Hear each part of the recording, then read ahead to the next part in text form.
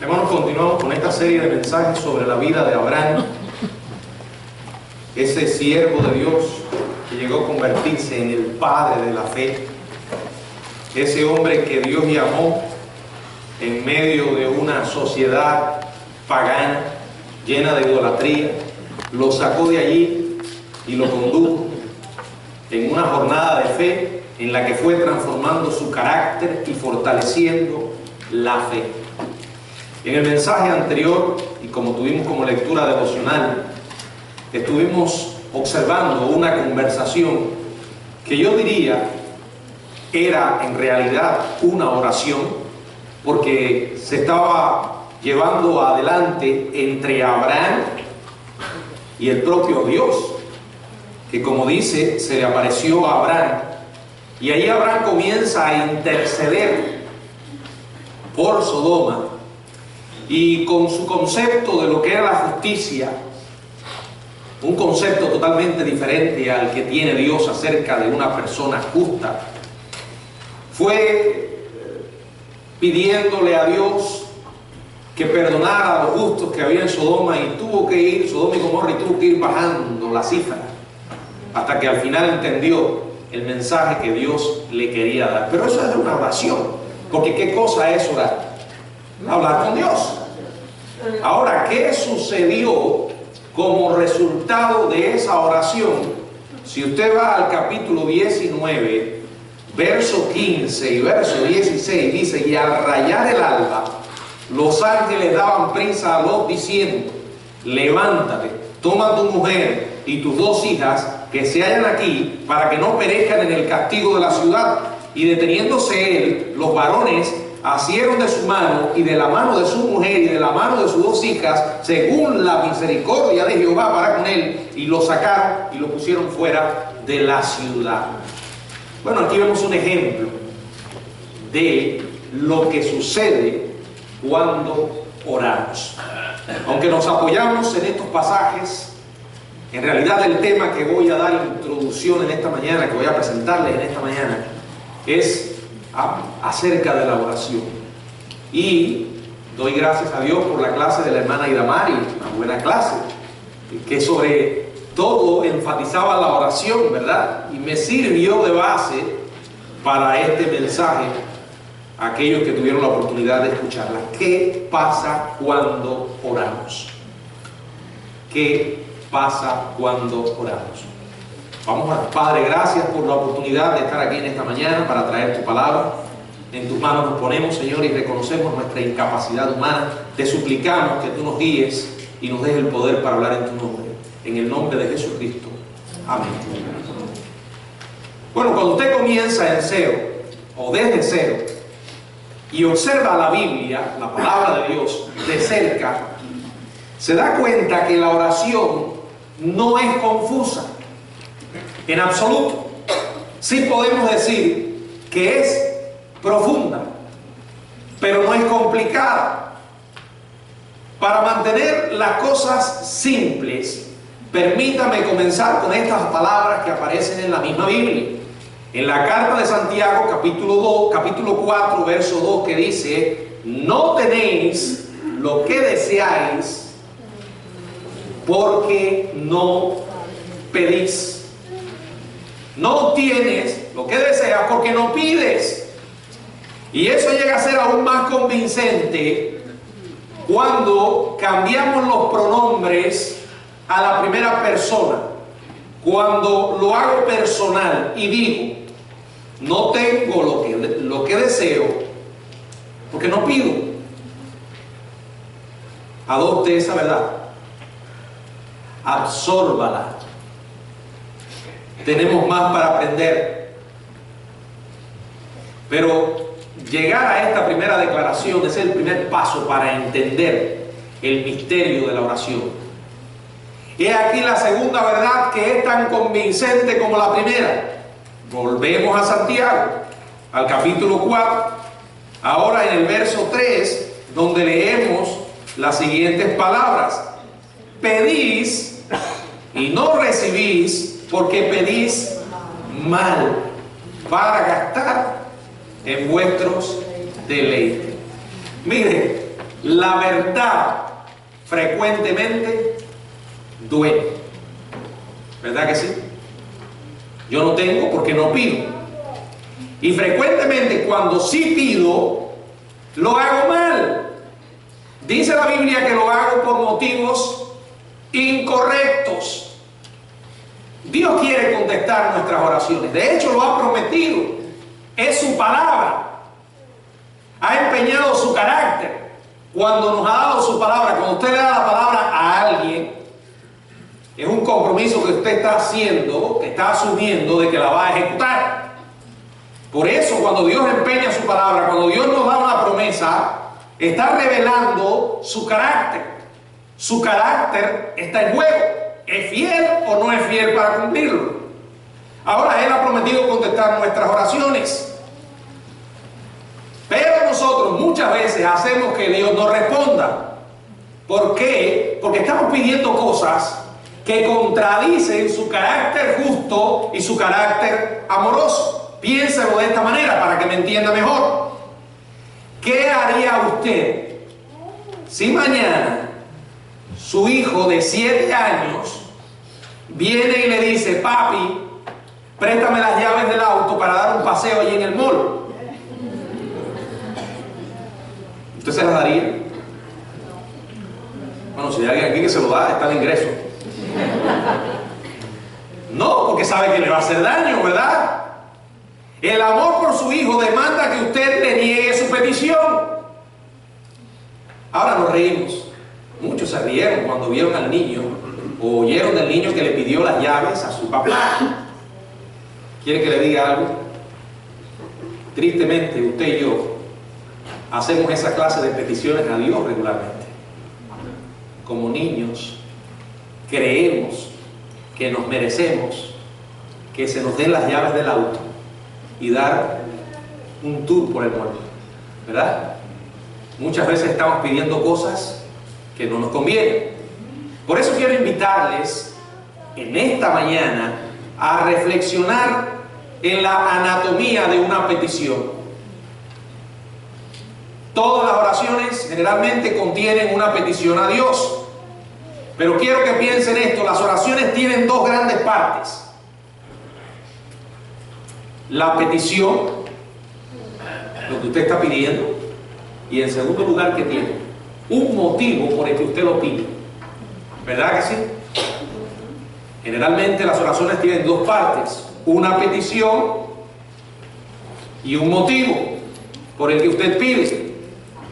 Ahora, esto forma el qué y el por qué. La petición es el qué estoy pidiendo. Y el motivo es el por qué lo estoy pidiendo. Si analizamos estos dos aspectos de la oración, el qué y el por qué, la petición y el motivo, vamos a llegar a 4 posibles respuestas de Dios a nuestras oraciones. 4 posibles respuestas que quiero compartir con ustedes en esta mañana. ¿Cuáles son? ¿A qué me refiero? Primero, ¿saben que puede ocurrir que Dios diga que sí a nuestra petición, pero diga no a nuestro motivo? Escúchenme, voy a tratar de ir suave. No les estoy poniendo un trabalengua, pero se les puede trabar el cerebro si no voy despacio. Primero, Él puede decir que sí a nuestra petición, pero puede decir que no a nuestro motivo. Voy a ponerlo claro a través de algunos ejemplos de la Biblia. Si vamos al libro de Números, en el capítulo 11, allí tenemos una historia acerca de Israel. Ustedes conocen este pueblo obstinado, rebelde, que había estado viviendo durante muchos años como esclavo en Egipto. Salieron de Egipto, Dios los libró, los iba conduciendo por la tierra prometida bajo el liderazgo de un hombre que Dios escogió, que se llamaba Moisés. Un par de años habían pasado desde el gran éxodo. Quiere decir que la emoción de la libertad había comenzado a disminuir, se había ido desvaneciendo. Entonces ya no estaban viendo a Faraón hundirse, o a los ejércitos de Faraón hundirse ahí en el mar, por el brazo de Jehová. Ahora tenían calor, estaban cansados, aburridos, fatigados de viajar, estaban hastiados de comer. ¿Se acuerdan? El maná, tenían que comer varias veces al día maná. Era el alimento que Dios les daba, una provisión milagrosa de nutrición de parte de Dios para evitar que se murieran de hambre en el desierto. Pero nosotros los seres humanos tenemos la tendencia a aburrirnos. A veces le damos por una cosa y vamos. ¿No le ha sucedido? A mí me pasa, a veces veo una comida y ahí le doy. Y si mi esposa ve que le estoy dando, me la sigue poniendo y poniendo.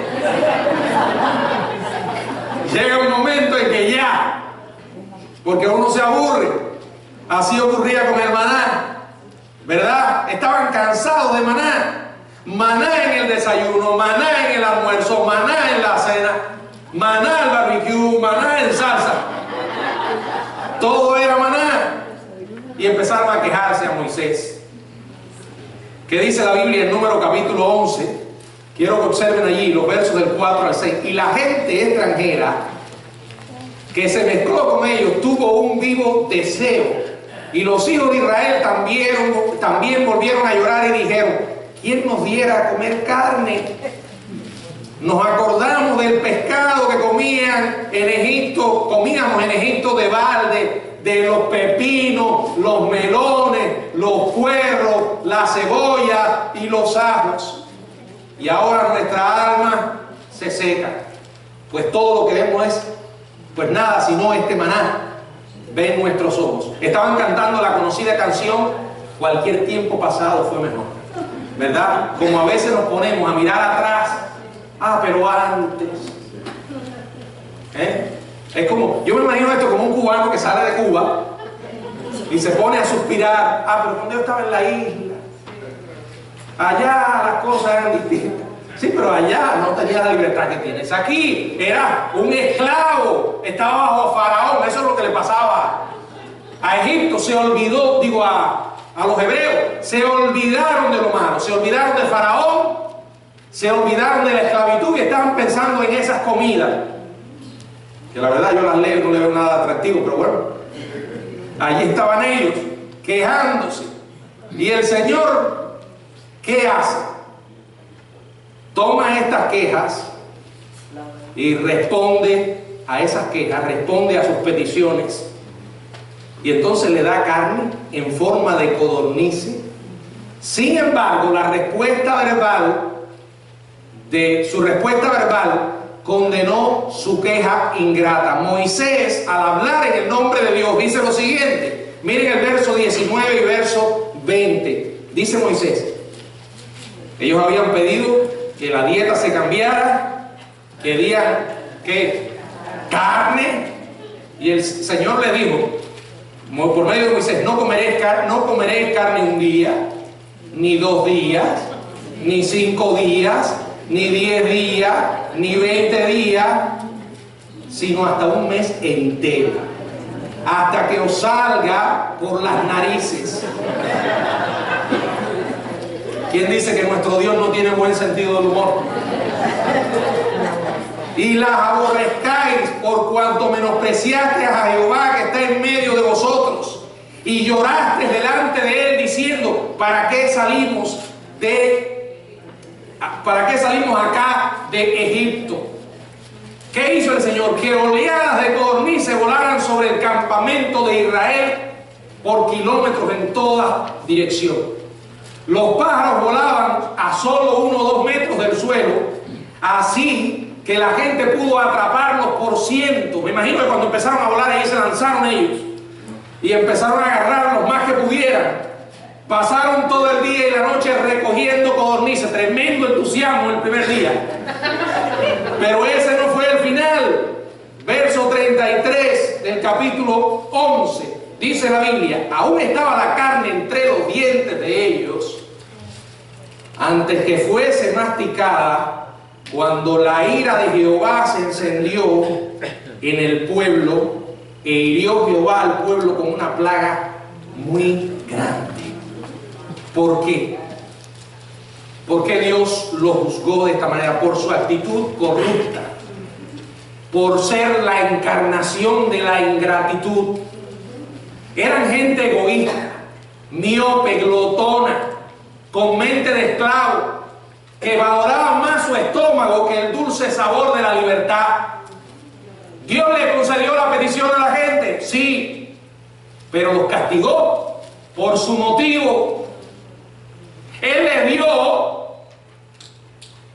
el qué de su oración y se lo dio para corregir el por qué indebido. Si Él considera que esa es la mejor manera de enseñarnos a nosotros también, podemos esperar el mismo tratamiento. Muchas veces Dios puede concedernos una petición, pero negarnos el motivo y darnos esa petición como una disciplina. Por ejemplo, voy a poner algunos ejemplos. Tal vez usted es una persona soltera y quiere casarse. Eso no está mal.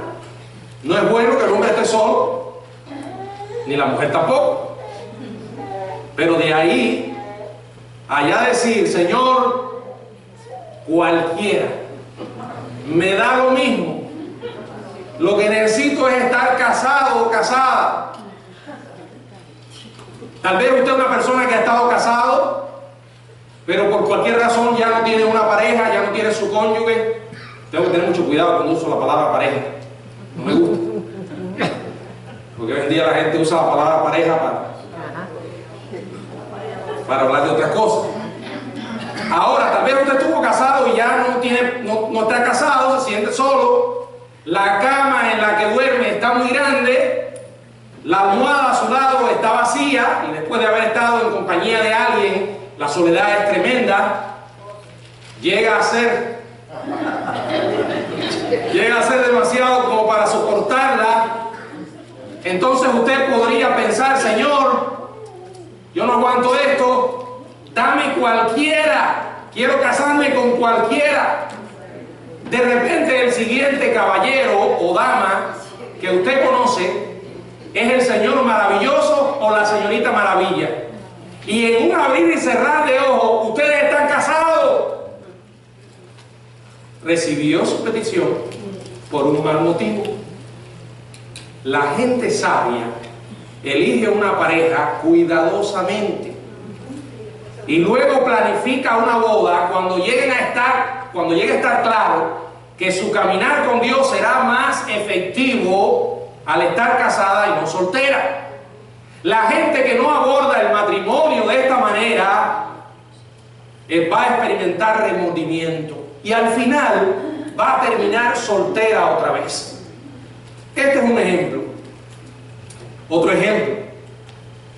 Tal vez usted está cansado, hastiado de vivir de un pago de salario a otro y está decidido a ganarse 1 millón. Por lo que atrevidamente y osadamente comienza a decirle, Señor, te estoy pidiendo una pila de dinero. Se ha llenado la mente con la fantasía de que si tiene dinero en abundancia, todos sus problemas se van a resolver. Mire, a veces cuando uno pone estos ejemplos, dice, no, el Señor no le va a dar dinero a la gente por una razón egoísta. Muchas veces Dios dice que sí a la petición, pero no al motivo. Y lo hace para que llegues a experimentar el sabor amargo de una oración equivocada. Usted está pidiendo y un día llega a cobrar su dinero, su petición. Y cuando la tiene, entonces dice, pero qué tontería. ¿Cómo es posible? Ahora no puedo vivir en paz, no tengo felicidad. No voy a recuperar el tiempo, la energía y los esfuerzos que he invertido, que lo podía haber usado de la mejor manera. Usted recibió un sí a su petición, pero fue castigado por su motivo egoísta. Dios lo disciplinó. Eso es lo primero. Muchas veces Dios puede decir sí a nuestra petición, pero no a nuestro motivo.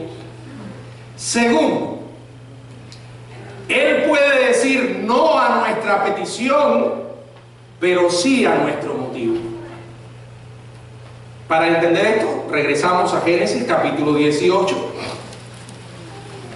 Allí Abraham le estaba suplicando al Señor que no destruyera a los justos con los injustos. En otras palabras, estaba pidiéndole a Dios que de alguna manera le pasara la mano a estas ciudades perversas, pero su motivo, ¿saben cuál era? Era salvar a Lot, a su sobrino. ¿Qué le motivó a Abraham a orar de esta manera? Él pensó en Lot, en la esposa de Lot, en sus dos hijas. Y es interesante, ya lo dije, que él pensara en ellos como personas justas. Abraham quería impedir la justicia que se le debía a Sodoma y Gomorra a pesar del clamor de las víctimas a causa de sus seres amados. ¿Y cuál fue la respuesta del Señor? Ya lo dijimos, ya lo leímos, Génesis 19, verso 15 y verso 16. Al rayar el alba, los ángeles daban prisa a Lot diciendo: levántate, toma tu mujer, tus dos hijas que se hallan aquí, para que no perezcan en el castigo de la ciudad. Y deteniéndose él, los varones asieron de su mano y de la mano de su mujer y de las manos de sus dos hijas, según la misericordia de Jehová para con él, y lo sacaron y lo pusieron fuera de la ciudad. Aquí vemos el Señor que salvó la vida de Lot y de su familia. Él honró el motivo de la petición de Abraham. Sin embargo, no le concedió su pedido específico. Aquí está la idea. Eso nos puede pasar también a nosotros. Olvídese de que fue Abraham en el contexto de Sodoma y Gomorra tanto tiempo atrás. Los principios de la Biblia son pertinentes siempre, son aplicables a nosotros hoy, porque es palabra de Dios. Él nos habla a través de su libro sagrado. Esto nos puede pasar a nosotros. Habrá momentos en que también veremos que Dios honra los motivos por los que hemos orado, pero nos está negando la petición específica porque nos quiere dar algo mejor. Tercero, Él puede decir sí a nuestra petición y sí a nuestro motivo. Voy a volver a leer lo que he dicho hasta ahora. Él puede decir sí a nuestra petición y no a nuestro motivo. Acuérdense de Israel. Segundo, Él puede decir no a nuestra petición, pero sí a nuestro motivo. Acuérdese de Abraham intercediendo por Lot. Y en tercer lugar, Él puede decir que sí a nuestra petición y sí a nuestro motivo. Esta es la parte que más nos gusta, ¿verdad? Esta es la que nos hace vivir por las nubes. Llegamos a decir que bueno es Dios porque nos dio lo que queríamos. Pero una fe así es un poco inmadura también. Pero esto ocurre, lo hemos visto. Nuestras oraciones y deseos se encuentran en la intercesión de la voluntad de Dios y el gozo es indescriptible. Voy a poner un ejemplo. Nuevamente en el Antiguo Testamento, ahí tenemos el caso de Elías. ¿Se acuerdan? Elías le tocó vivir en una época muy oscura de la historia de Israel. El pueblo había tomado un camino bien malo. Estaban detrás de la idolatría. Cayó en el poder un rey llamado Acab. Y para más, se buscó una mujer impía, perversa, que se llamaba Jezabel, una mujer idólatra. Literalmente esta era la mujer, o era el cuello que movía la cabeza. Ustedes saben que el hombre es la cabeza, pero hay mujeres que son el cuello, que mueven a la cabeza. Y Jezabel era esto. El rey, su mujer y el pueblo adoraron a Baal y prohibieron la adoración al Dios verdadero. Los sacerdotes de Baal comenzaron a llenar la zona de información falsa. Llevaron al pueblo de Dios a la idolatría y esto afligió profundamente el corazón de Elías. Entonces Elías lanza un desafío a los falsos profetas que aparecen en el primer libro de Reyes, y quiero que observen capítulo 18, primer libro de Reyes, capítulo 18. Óigame, esto es una oración tremenda. Verso 21 al 24 dice: y acercándose Elías a todo el pueblo dijo: ¿hasta cuándo van a claudicar vosotros entre dos pensamientos? Si Jehová es Dios, seguidle, y si Baal, id en pos de él. Y el pueblo no respondió palabra. Y Elías volvió a decir al pueblo: solo yo he quedado profeta de Jehová, mas los profetas de Baal hay 450 hombres. Dénsenos pues 2 bueyes, escojan ellos uno y córtenlo en pedazos y pónganlo sobre la leña, pero no pongan fuego abajo. Y yo prepararé otro buey y lo pondré sobre leña, y ningún fuego pondré debajo. Invocad luego vosotros el nombre de vuestros dioses, y yo invocaré el nombre de Jehová. Y el Dios que respondiere por medio del fuego, ese sea Dios. Y todo el pueblo respondió diciendo: bien dicho. Bueno, tremendo desafío. Ya Elías lo había coordinado todo. Allí o Jehová era Jehová o Baal era Baal. Se acabó el punto medio. Los seres humanos no solemos nunca estar en el medio. Alguien me decía en estos días, algo muy sabio, me decía: los hombres tenemos la tendencia a irnos a los extremos y casi nunca estamos en el medio. Y es verdad. Y esta gente estaban allí. Y ahora Elías dijo: se acabó, decidan, ahí está el desafío. ¿Y qué hicieron ellos? No les quedaba más remedio que responder. Construyeron ambos altares, prepararon los sacrificios. Elías se ofreció como voluntario para ir en segundo lugar, por lo que los sacerdotes de Baal comenzaron su petición. Y miren este espectáculo, no se lo pierdan. Primera de Reyes, capítulo 18, verso 26 y verso 27. Y ellos tomaron el buey que les fue dado y lo prepararon, e invocaron el nombre de Baal desde la mañana hasta el mediodía. Esto me hace recordar a muchas reuniones hoy, que saben cuándo empiezan, pero no cuándo terminan. El día entero estaban allí gritando: Baal, respóndenos. Pero no había ni voz, ni quien respondiese. Entre tanto, ¿ellos qué hacían? Dice que andaban saltando cerca del altar que habían hecho. Y dice el verso 27: y aconteció que al mediodía, que Elías se burlaba de ellos diciendo: gritad en alta voz, porque Dios es, en minúscula. Quizás está meditando, o tiene algún trabajo, o va de camino, o tal vez duerme, hay que despertarle. Los sacerdotes, ¿qué hicieron? Gritaban y gritaban más fuerte, bailaban, incluso comenzaron a cortarse de acuerdo a sus costumbres paganas, pero nada. Finalmente Elías los llamó para que observaran su altar. Le tocó ahora a Elías. Verso 32: y edificó con las piedras un altar en el nombre de Jehová. Después hizo una zanja alrededor del altar, en que cupieran 2 medidas de grano. Preparó luego la leña, cortó el buey en pedazos, lo puso sobre la leña y dijo: escuchen esto, llenad 4 cántaros de agua y derramadla sobre el holocausto, sobre la leña. Y dijo: hacerlo otra vez. Y otra vez lo hicieron. Dijo aún: hacerlo la tercera vez. Y lo hicieron la tercera vez.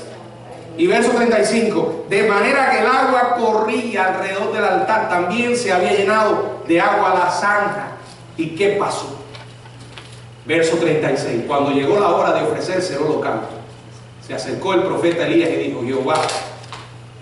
Yo siempre me emociono cuando leo esto, tremenda oración, ¿verdad? Jehová, Dios de Abraham, de Isaac, de Israel, sea hoy manifiesto que tú eres Dios en Israel y que yo soy tu siervo y que por mandato tuyo he hecho todas estas cosas. Respóndeme, Jehová, respóndeme, para que conozca este pueblo, oh Jehová, que tú eres Dios. ¿Y qué pasó? Verso 38. El Dios que responde. Entonces cayó fuego de Jehová y consumió el holocausto, la leña, las piedras y el polvo, y aún lamió el agua que estaba en la zanja. Qué tremendo. Este hombre recibió lo que pidió. Él recibe sí a su petición y sí a su motivo. Porque este hombre estaba conectado con la voluntad de Dios. Y ahí vemos la mano poderosa de Dios obrando a la oración, respondiendo a la oración de un hombre. No se vaya a engañar. Elías no era un superhéroe, no era un extraterrestre. Dice la palabra que era un hombre sujeto a pasiones semejantes a las nuestras. Yo doy gracias por leer eso en la Biblia. Porque si yo no encontrara eso en la Biblia, me sentiría como que no lleno, ¿verdad? No. Solo se trata de buscar la voluntad de Dios. Y en cuarto lugar, Él puede decir que no a nuestra petición y no a nuestro motivo. Un no total. Y yo sé que esto no es agradable, pero Dios muchas veces dice no al qué y no al por qué. ¿Y saben cuándo ocurre esto? Generalmente cuando nosotros no nos arrepentimos y en nuestra vida hay pecado inconfesado. La Biblia lo dice en el Salmo 66, se implica ahí en el Salmo 66, versos 17 al 19. Dice la palabra de Dios: y clamé, a Él clamé con mi boca y fue exaltado con mi lengua. Si en mi corazón hubiese mirado yo la iniquidad, el Señor no me habría escuchado. Mas ciertamente me escuchó Dios, atendió a la voz de mi súplica. Bendito sea Dios que no echó de mí, de sí, mi oración, ni de mí su misericordia. Si usted mira el verso 18, eso es lo que dice. Si en mi corazón yo hubiese... El hombre aquí recibe respuesta, pero él dice, si yo hubiese mirado la iniquidad, el Señor no me habría contestado.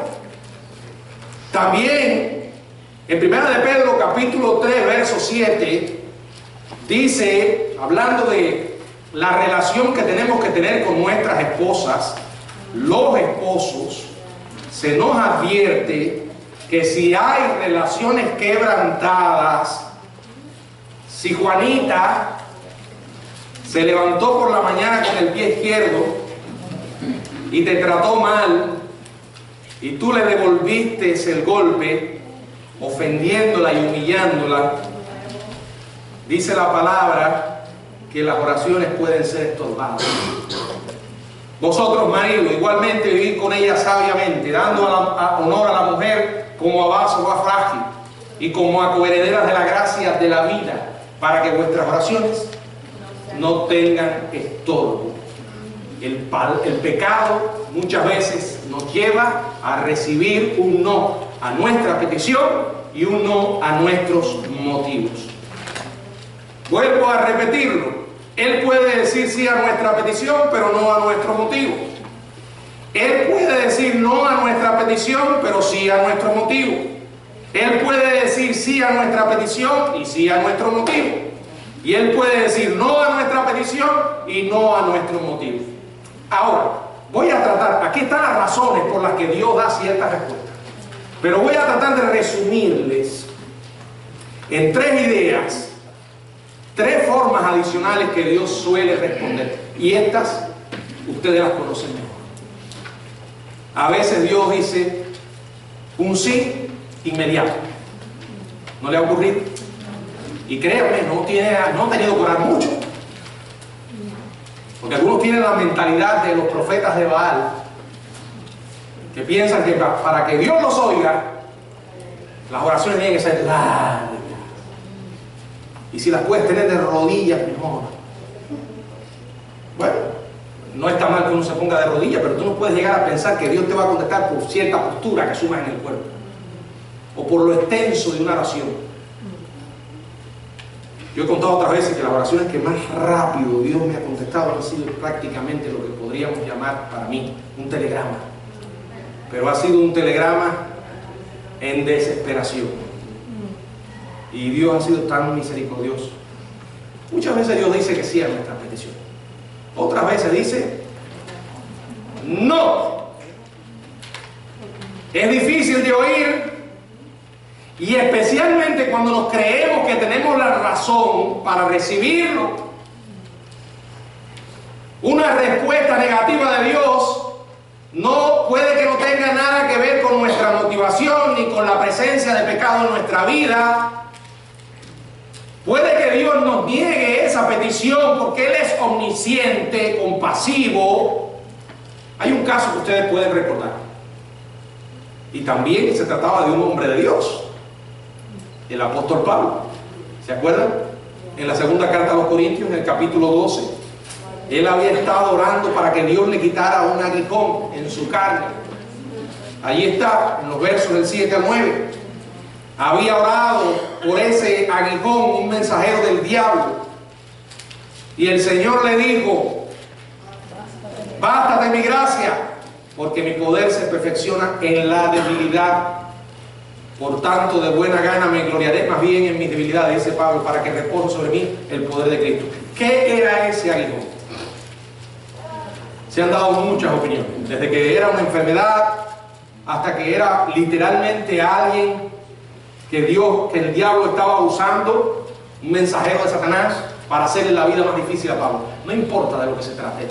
No está en la Biblia porque no es importante. A veces nosotros somos tan tontos que nos gusta llenar los espacios en blanco y nos perdemos lo que no está en blanco. Aquí hay que ir al principio y no al detalle. Y el principio es que a veces Dios dice que no, por razones sabias. Y en el caso del apóstol Pablo, el no de Dios, ¿saben a qué lo llevó? A depender de Dios, a confiar en su gracia.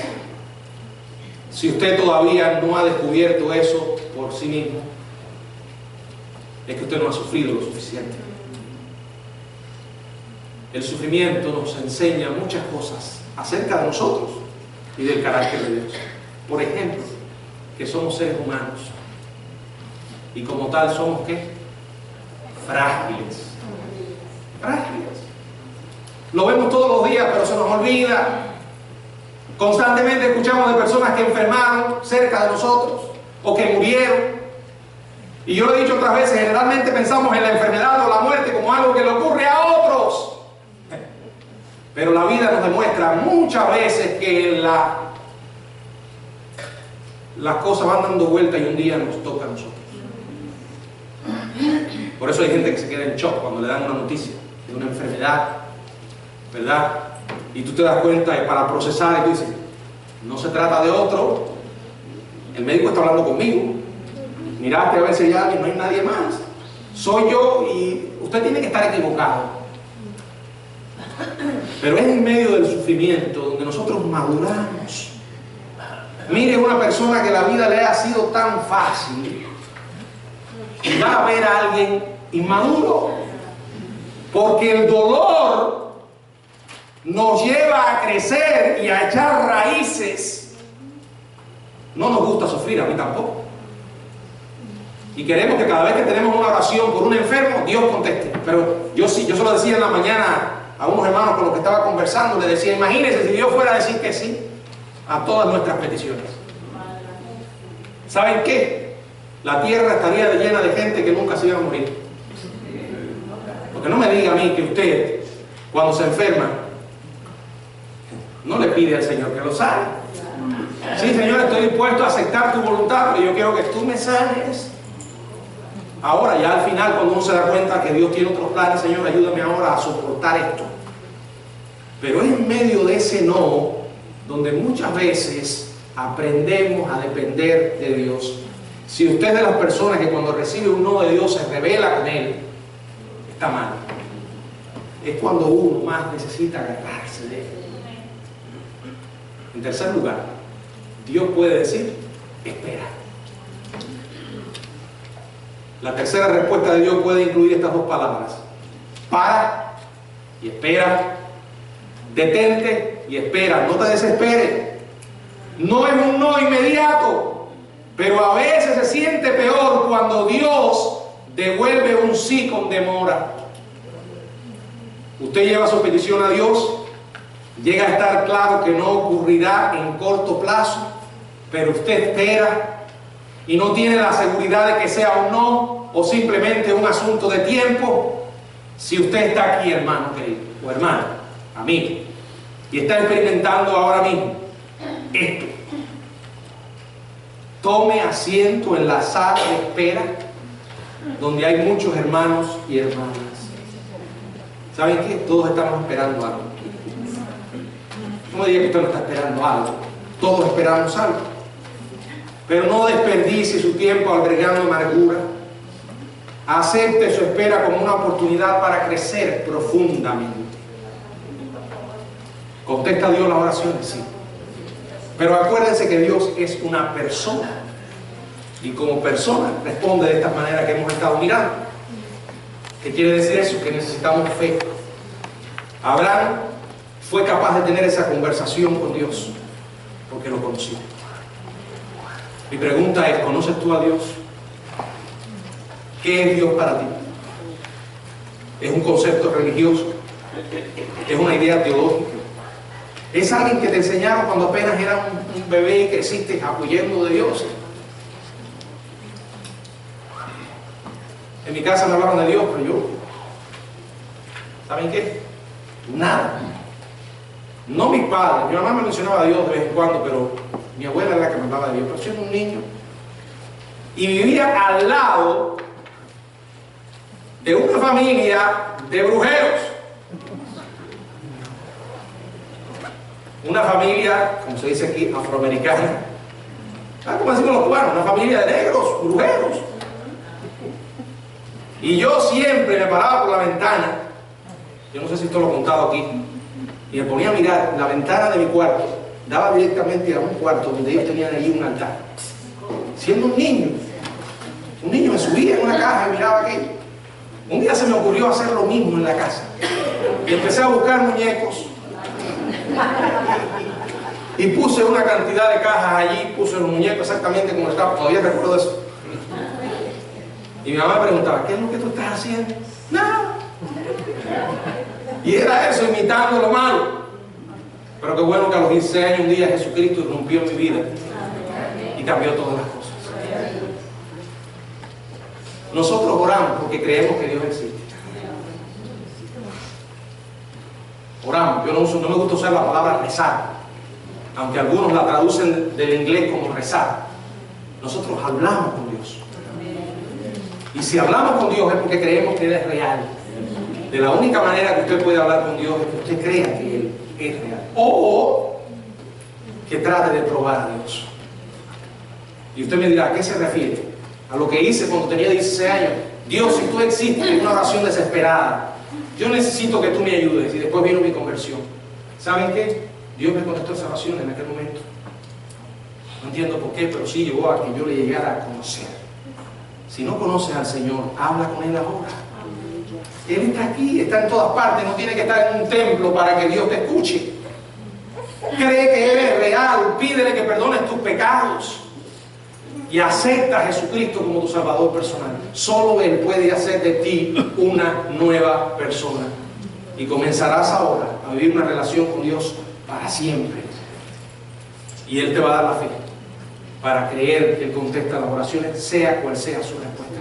Si no conoces a Jesús, entrégate a Él. Si ya le conoces y estás orando y esperando, sigue esperando. Acuérdate que su palabra ha sido dicha. Cree. Que el Señor los bendiga. Amén.